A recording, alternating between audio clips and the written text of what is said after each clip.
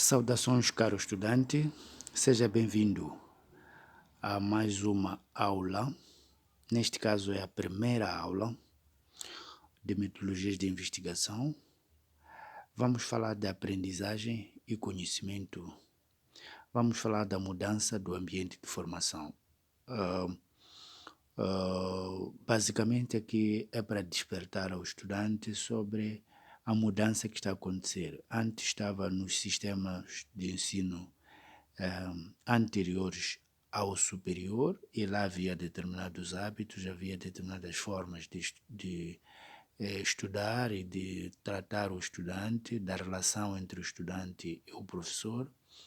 E agora estamos num novo ambiente de formação em que é preciso estar consciente disso para poder enfrentar com sucesso o processo de ensino e aprendizagem e alcançar o sucesso na sua formação. É preciso estar consciente de que há mudanças de métodos que estão a acontecer, derivadas do fato de o estudante estar a alcançar um outro nível de formação, né? Estar a alcançar outros métodos de estudo, novas formas de fazer as coisas devido ao desenvolvimento tecnológico, como por exemplo agora que está a assistir uma aula através do YouTube. Basicamente, vamos definir a aprendizagem e sua relação com o conhecimento. Vamos conhecer as competências transversais de ser estudante, vamos conhecer as imaturidades do estudante que inicia o ensino superior, vamos descrever o ato de estudar. Esses são os objetivos da aula de hoje. O que é aprendizagem? Aprendizagem é um processo de mudança de comportamento obtido através da experiência construída por fatores emocionais, neurológicos, relacionais e ambientais. É preciso combinar esses 4 fatores e mais fatores, não é? Para garantir que ocorra a aprendizagem. Isto significa que o estudante deverá trabalhar todos os dias para garantir que esses fatores combinem de forma a obter a aprendizagem. Nesse processo de aprendizagem, o docente é co-autor do processo de ensino-aprendizagem. Portanto, na aprendizagem, no ensino e aprendizagem, vamos encontrar o docente e o estudante. Nesse enfoque, o conhecimento é construído e reconstruído continuamente, desde o nascimento até a morte. Vivemos num processo de ensino e aprendizagem onde se aprende em muitos lugares, desde em casa, na escola, no lar, nas igrejas, nas clínicas, né?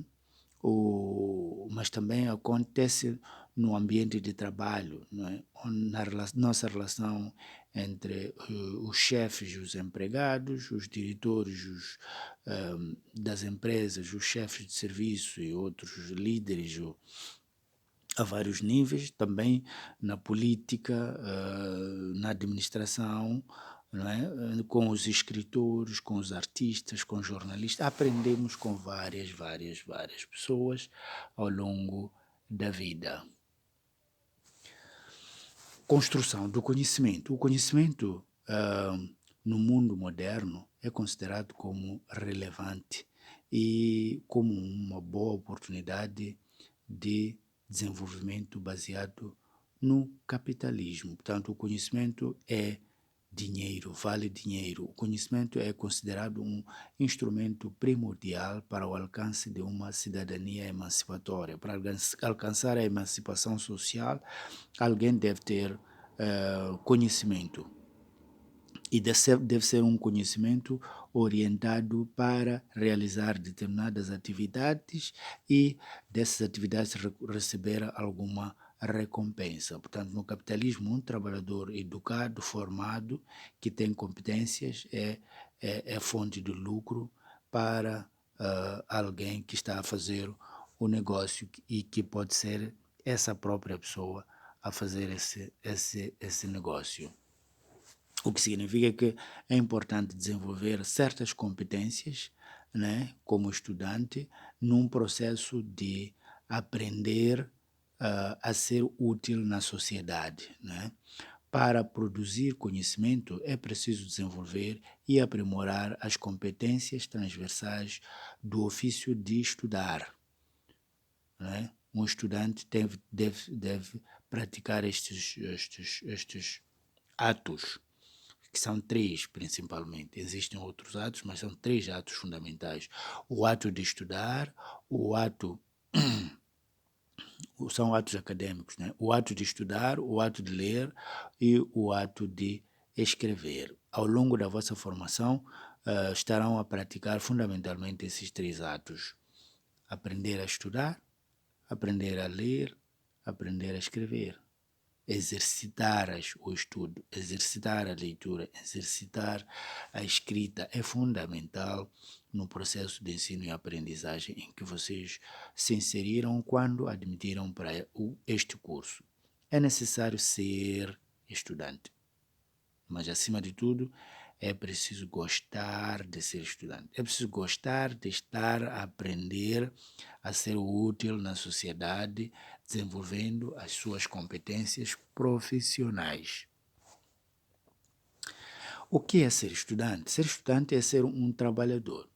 Muitos não se apercebem. Vocês aqui já são trabalhadores. No ensino superior, vocês já são trabalhadores em processo de formação, né? Portanto, um trabalhador é que tem tarefas, né? Tem tarefas e horários a cumprir. É ser supervisionado. Vocês estão a aprender a ser supervisionado. O docente supervisiona o vosso processo de ensino e aprendizagem, né? Ser supervisionado, ser orientado e avaliado pelos mais experientes. É prestar contas de deveres e de liberdades ou de direitos. Tanto o estudante não só tem direitos, mas também tem deveres. Esta supervisão é para desenvolver uma disciplina em si como estudante para ser um profissional no futuro. Aprender a ser estudante. O estudante tem que aprender a ser estudante, né? Ser estudante aprende-se no dia a dia, desde o nascimento até a morte. Nós aprendemos a ser estudante e somos estudantes da vida. O estudante deve aprender a ser, a saber, o saber fazer, o saber estar e o saber ser. Portanto, esses três saberes são fundamentais: o saber fazer, o saber estar e o saber ser. Exemplo do saber fazer é saber escrever um texto científico, por exemplo. É saber fazer. O saber estar é saber como deve se comportar dentro da sala de aulas. Como é que deve se saber, como é que deve se comportar na sociedade. Como é que deve se comportar perante pessoas dirigentes. Como deve se comportar perante os seus colegas e os mais novos lá em casa, por exemplo. Né? Portanto, é preciso saber ser também, ser estudante, ser cidadão, não é? ser parte integrante de uma sociedade, não é?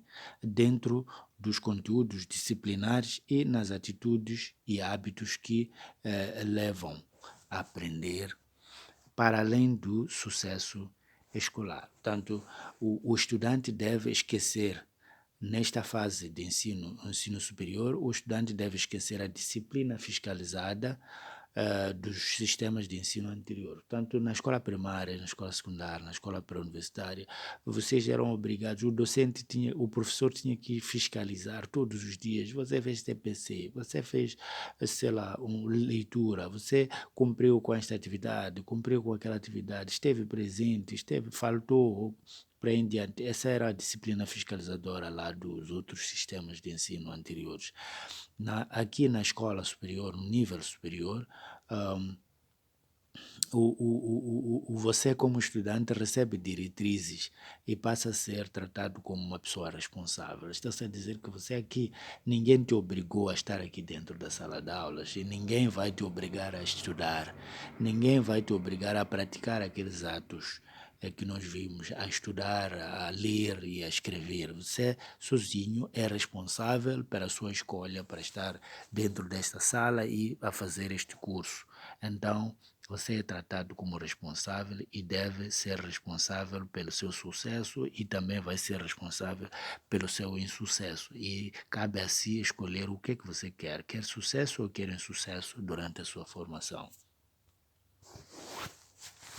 Ser estudante é um desafio, é um grande desafio. Ser estudante pressupõe enfrentar rotinas diárias, rotinas semanais, rotinas mensais. Portanto, aqui temos 7 rotinas fundamentais. A primeira rotina é praticar, ah, participar nas aulas e discussões coletivas. A segunda rotina é executar os exercícios individuais. Tanto aqueles trabalhos que são dados, os TPCs, para você fazer de forma individual, estar presente aqui dentro da sala de aulas é importante e acompanhar a aula é importante para você desenvolver as suas competências como estudante ou como um futuro profissional. Terceira é elaborar os trabalhos de casa. Você fez trabalho de casa, não deve fazer trabalho de casa para o docente saber que você fez, não. Você deve fazer o trabalho de casa para cumprir com a sua tarefa e desenvolver as suas competências. O docente já sabe aquilo que você não sabe em relação ao trabalho que te mandou fazer. Então, deve ser sua responsabilidade fazer o trabalho para aprender. A quarta é fazer as tarefas discursivas. Né? O que é isso de tarefas discursivas? Você deve aprender a falar de forma oficial. Você deve aprender a falar sem usar calão. Você deve aprender a se expressar em público, falar para as pessoas, né? Transmitir o que você pensa. Né? Deve fazer um exercício discursivo, um ato de fala. Né? 4. Dar conta das situações de investigação. Você é dado um trabalho de pesquisa, você deve aprender a pesquisar, deve aprender a fazer as coisas conforme mandam as regras científicas. Né? 6. Deve realizar trabalhos em grupo. Realizar trabalhos em grupo não é fazer parte de um grupo apenas, mas sim é contribuir para o sucesso do trabalho do grupo. Né? Ou para o insucesso do trabalho do grupo. Portanto, o estudante deve, que está num grupo de 4 elementos, não é para ficar à espera que os 3 façam trabalho por si. É você participar nos 3 como o quarto para garantir que o grupo faça o trabalho. E não é para... imagina o que acontece o que pode acontecer quando 4 estudantes, cada um pensa que o outro vai fazer. Não se faz nada. E por fim tem um resultado negativo. Então precisa realizar trabalhos de grupo e não ficar à espera que os outros façam o trabalho do grupo para você ter benefícios ou para ter prejuízos, né? E criticar os outros, não. Por fim, saber enfrentar os momentos de avaliação formal. Tanto quando é um dia de teste, é para fazer teste. Quando é dado um trabalho para fazer, que seja uma avaliação, é para fazer essa avaliação. Quando é um dia de exame, é para enfrentar um exame. Significa que o estudante deve se preparar para fazer uma avaliação. Uma preparação suficiente para ter o resultado necessário. Né?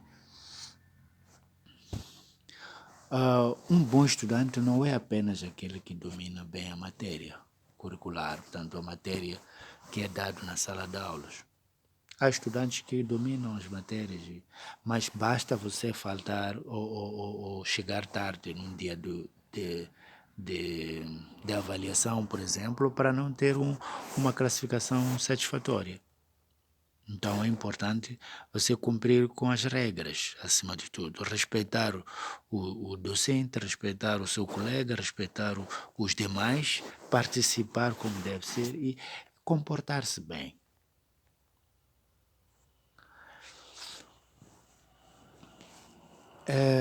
Os cientistas da comunicação desenvolveram pesquisa e chegaram a algumas conclusões.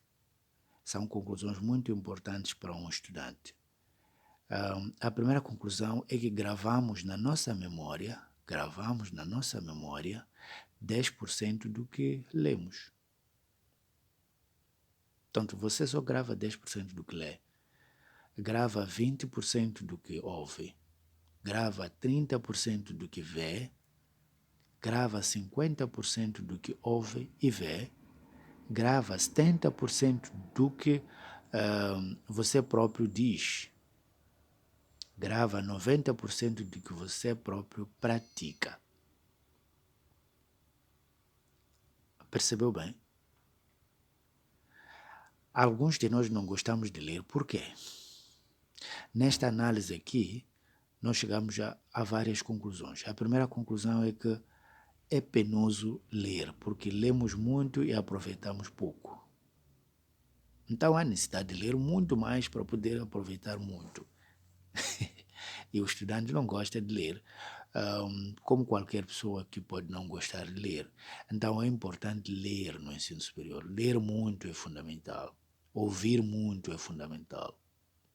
Para poder aproveitar o pouco que se aproveita de ouvir e o pouco que se aproveita de ler. Mas é preciso saber o que você praticando vai aproveitar mais, né? Ouvir e ver, ouvir e ver, ouvir e ver, você vai aprender muito, né? Dizer muitas coisas, né? Exercitar, praticando, você vai aprender mais. Então, esteja consciente destas percentagens aqui e veja qual é a sua dedicação para poder aprender mais de acordo com essas percentagens que os cientistas da comunicação trazem-nos como resultado da sua pesquisa. É importante ver quais são as imaturidades do estudante. Todo estudante que chega ao ensino superior tem essas três imaturidades, em percentagens diferentes. Há alguém que tem uma imaturidade mais do que o outro, mas a verdade é que nós todos, quando chegamos no ensino superior, temos estas imaturidades. A primeira imaturidade é a maturidade cultural, a segunda é a psicológica e a terceira é a lógica. Portanto, tem maturidade cultural, imaturidade psicológica e maturidade lógica. Essas três imaturidades devem ser conhecidas pelo estudante para o estudante se dedicar o suficiente para combater cada uma delas. A imaturidade cultural está relacionada com a falta de leitura. Sim, não gostamos de ler. Sim, por não gostar de ler, temos esta imaturidade. Então é fundamental gostar de ler para superar esta imaturidade. Não é? É recomendado uma bibliografia para ler ou um texto para ler, e o estudante não lê, por consequência desta imaturidade. A segunda imaturidade é a imaturidade psicológica. A imaturidade psicológica tem a ver com falta de objetivos claros. Né? Lembram-se que no primeiro dia da aula eu procurei saber por que cada um estava a fazer o curso aqui, não é? Por que você está a fazer o curso? Por que você quer fazer o curso? Por que você escolheu o curso? É mesmo para saber se você tem objetivos claros ou não. Se você não tem objetivos claros, é melhor preocupar-se em alcançar esses objetivos claros na sua vida acadêmica, que é para ter sucesso acadêmico, né? Isso tem a ver com dificuldades de escolhas. Então, é importante fazer escolhas conscientes. A última imaturidade é a imaturidade lógica. A imaturidade lógica tem a ver com a falta de sequência lógica no raciocínio, quando se coloca por escrito o que se pensa. Um estudante do ensino superior tem tido essas dificuldades de transferir o que está a pensar na cabeça para o papel, para registrar em texto. Por isso que é importante praticar aqueles 3 atos lá atrás que eu me referi: o ato de ler, o ato de estudar e o ato de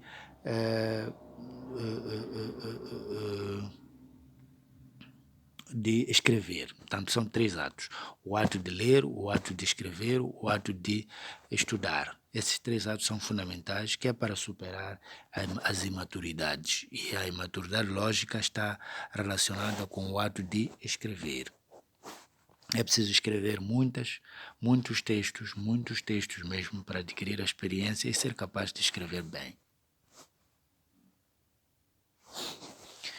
Isto significa que o estudante deve ter visões. É preciso ter uma visão clara do que você quer alcançar. Estão a ver esta imagem? Vamos perder uns 5, 10 segundos a analisar esta imagem. Observe bem. Observe. O que é que você está a ver nesta imagem? Está a ver muitas coisas. Ou uma análise atenta a esta imagem, podemos ver, por exemplo, primeiro, podemos estar a ver uma velha. Este é o queixo da velha, esta é a boca da velha, fechou a boca, né? Este é o nariz da velha, é o nariz este, né? E aqui temos o olho esquerdo da velha, aqui temos o olho direito da velha, aqui tem os cabelos dela, aqui tem uma pena de embelezamento, que tem este véu que lhe cobre, né? Tem este véu que lhe cobre e tem aqui um casaco veludo, né?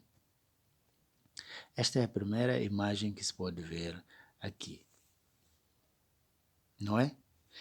De uma velha, estamos a ver uma velha, não é? Agora, há uma segunda imagem que também pode-se ver aqui.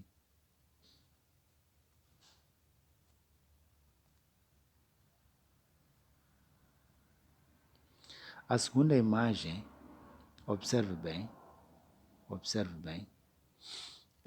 tens aqui o queixo de uma mulher novinha, não é velha, é o queixo dela, tem a boca aqui, tem o nariz aqui, né? O nariz aqui, tem a vista dela aqui, virou para o outro lado por acaso, aqui é o ouvido dela, o ouvido esquerdo dela, né? Aqui tem os cabelos bonitinhos, tem a pena também coberta aqui de algum véu, e depois tens aqui o pescoço dela por trás, a nuca e o pescoço dela aqui. Tem por acaso um colar aqui, né? No pescoço tem um colar e tem aqui um peitinho cheio de beleza, né? E também cobre ali um casaco. Portanto, isso o que é que significa? Significa que o estudante deve ter visões, né? Observar as oportunidades e ter visões claras, ter visões inovadoras, né? Deve ser capaz de ver ouro onde os outros veem lixo, não é? Você deve ver ouro onde os outros estão a ver lixo. Eu estou a dizer que o estudante que analisou esta imagem chegou a uma das conclusões. Deve ter visto um potencial, uma potencial mulher, né? Uma mulher que ainda tem muito a oferecer na vida, ou ver uma mulher que já não tem nada a oferecer na vida, porque já é velha. Né? O estudante deve ver ouro onde os outros estão a ver lixo e deve tomar a oportunidade para explorar esse ouro. Isso leva-nos à necessidade de um juramento individual. E aqui vamos jurar juntos. Convido-te a jurar. É só repetir. Repete. Eu juro pela minha honra e para mim mesmo que estou cometido e comprometido com o sucesso dos meus estudos, para me tornar um profissional de sucesso. tudo depende de mim. Pode acreditar que tudo depende de si. O sucesso ou insucesso acadêmico depende de ti. É necessário ter em mente alguns aspectos, são 4, mas fundamentalmente os primeiros 2 aspectos. O primeiro aspecto é que ninguém se deve envergonhar de perguntar o que não sabe. Você não sabe alguma coisa? Alguém também não sabe. Aprende. E se você não sabe, pergunte. Não fique envergonhado, não. Ninguém se deve envergonhar de perguntar o que não sabe. Esse é o princípio. Nem todos nascemos sabendo.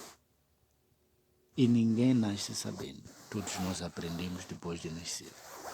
Sabia por acaso que uma criança só nasce sabendo chorar? Alguns até nem sabem chorar.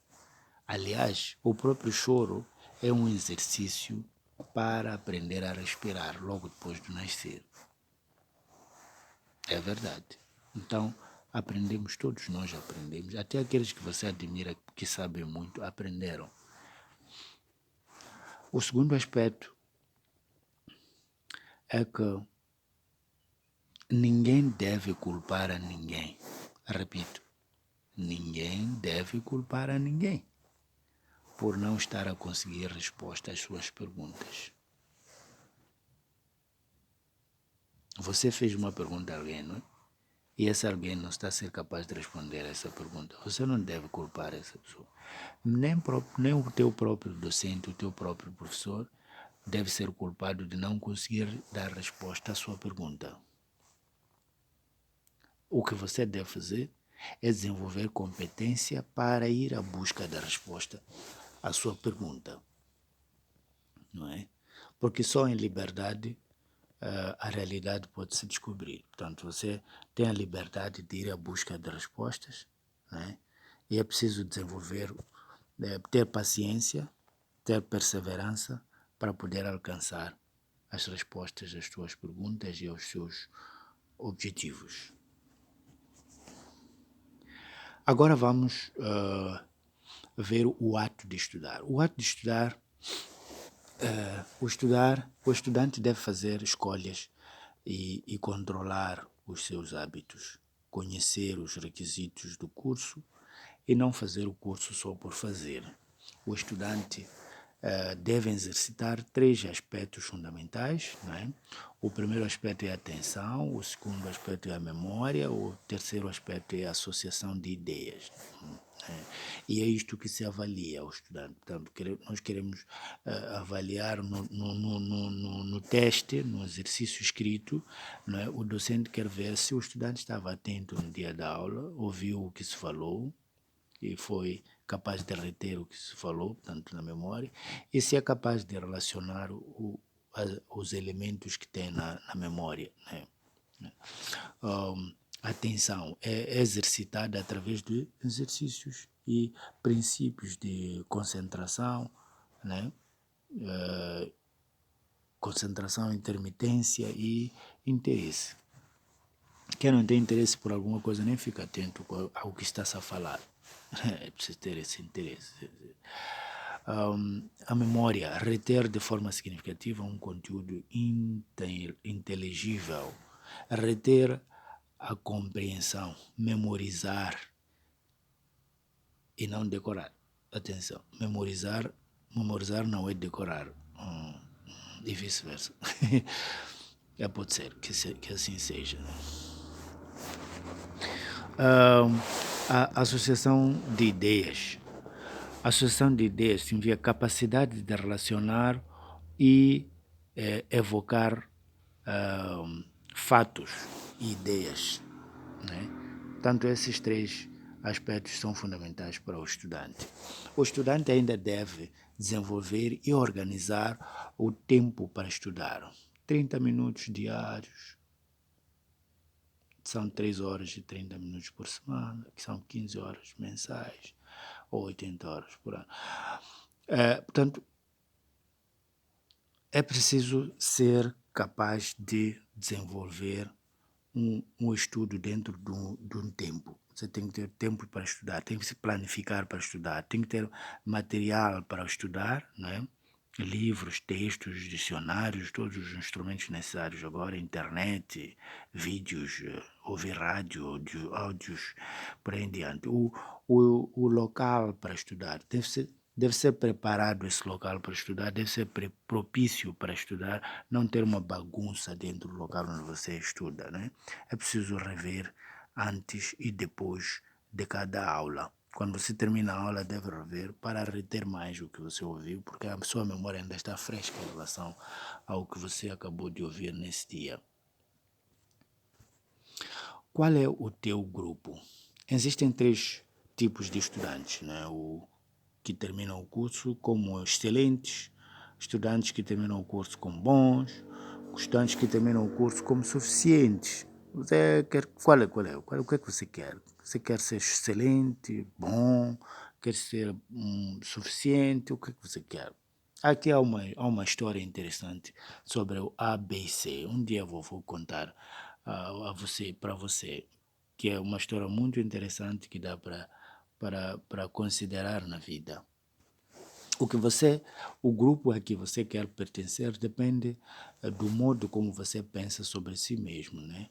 Do que tu pensas que os outros pensam a teu respeito, depende também do que tu acreditas que os outros gostariam que tu fosses, do que tu gostarias que os outros acreditassem que tu és.